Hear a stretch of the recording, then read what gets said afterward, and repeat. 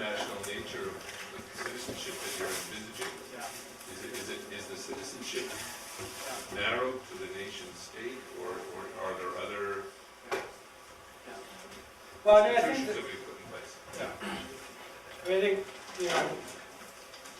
citizenship as a practice of political judgment tends to organize itself first on the levels and scales at which there exist institutions for it to attach itself to. And so you have a tendency for people to direct their civic energies towards whether local, provincial, national kinds of institutions. But of course, as we know, and arguably this has always been the case, the organization of the distribution of resources and power on national levels has always been a way of kind of dividing democratic energies to make it more manageable.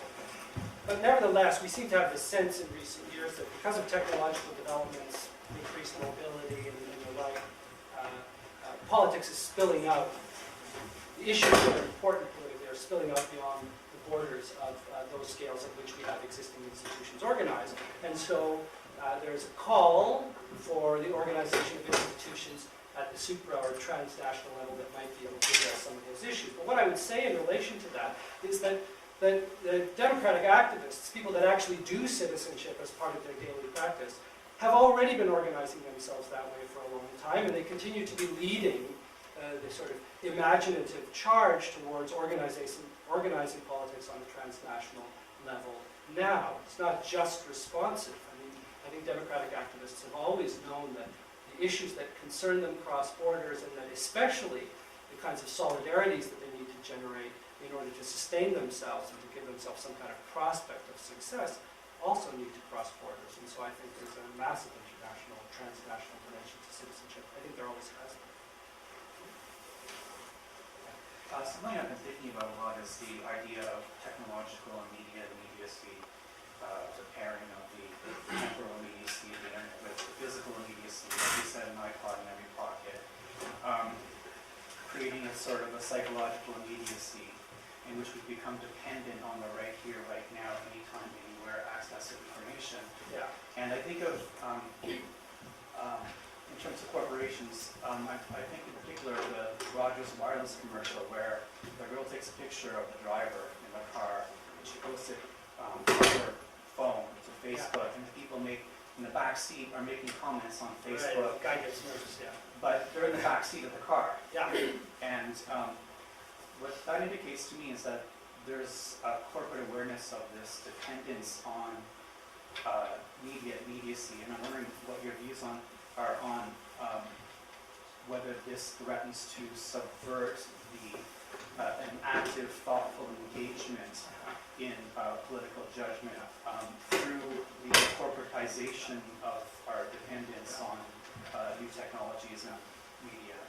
Yeah, I think as with most developments, technological developments, there are significant ambivalences here.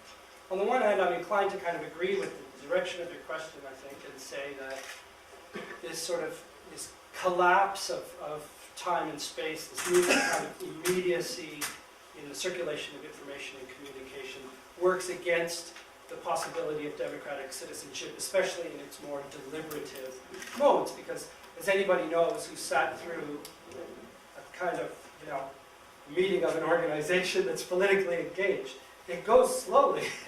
Democracy is slow. You got the biggest virtue that anybody that's interested in democratic activism has to have is patience. Right? Patience, for sure. And so that goes to this temporal register that you're talking about. But there's a kind of technological impatience being built in to the way that we communicate with each other that might work against certain kinds of deliberative forms of democratic encounter. So I think that's true. On the other hand, right, we also know that democratic movements, especially radical ones, have also capitalized on this immediacy, right? Have been very quick to take the kind of corporate-generated immediacy and the corporate-generated platforms that we've been talking about and say, hey, great, we can send an image of this guy, this cop, beating on this person across the community instantly, and we can get a bunch of people down here like that through various kinds of networks that are mediated by exactly the same kind of time-collapsing technologies that we might have reason to otherwise think mitigate against democratic It's like the possibilities. immediacy is a message.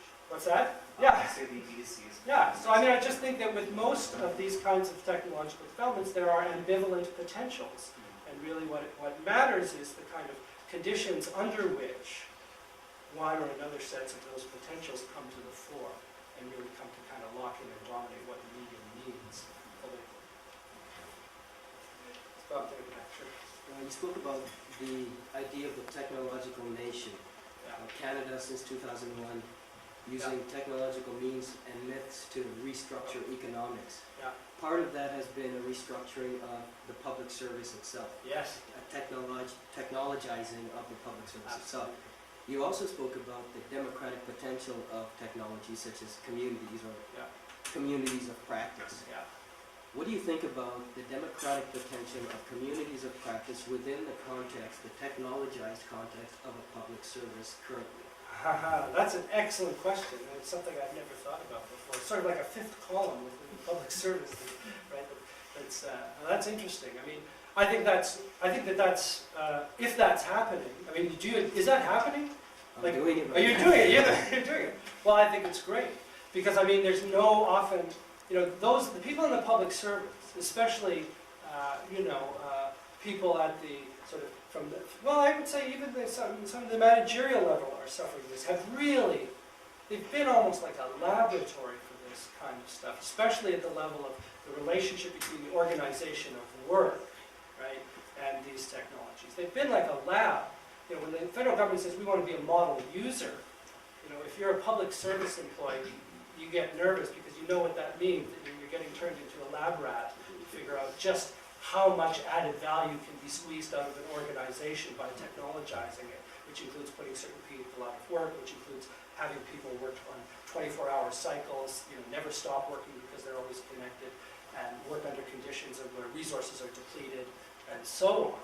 So I think the public service certainly, and I can't speak across the board, but certainly in the Canadian case, it's been like a kind of testing ground, kind of petri dish for exactly many of the things that are corrosive, democratically and politically, about the way these technologies have been mobilized in the realm of work life.